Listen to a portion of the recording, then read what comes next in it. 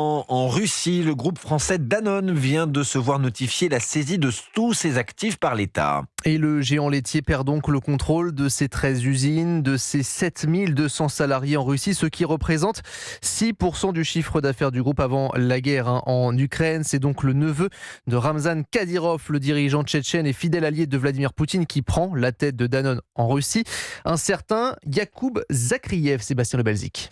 Oui, il a 32 ans et déjà une longue carrière à son actif. Yakoub Zakriev, vice-premier ministre, ministre de l'Agriculture, maire de Grosny et surtout proche conseiller de son oncle, le sulfureux Ramzan Kadyrov, dont les milices combattent aux côtés des troupes russes en Ukraine. Le dirigeant tchétchène, sous le coup de multiples sanctions internationales pour ses violations des droits de l'homme, a toujours l'oreille de Vladimir Poutine. Et c'est donc son neveu qui prend la tête de Danone en Russie. Un véritable braquage qui a eu lieu en un décret et quelques signatures ces derniers jours, permettant à Moscou de mettre la main sur tous les actifs de la branche russe du géant français de l'agroalimentaire, estimé, selon nos informations avant la guerre, à 1 milliard d'euros. Tout cela sans aucune contrepartie, évidemment.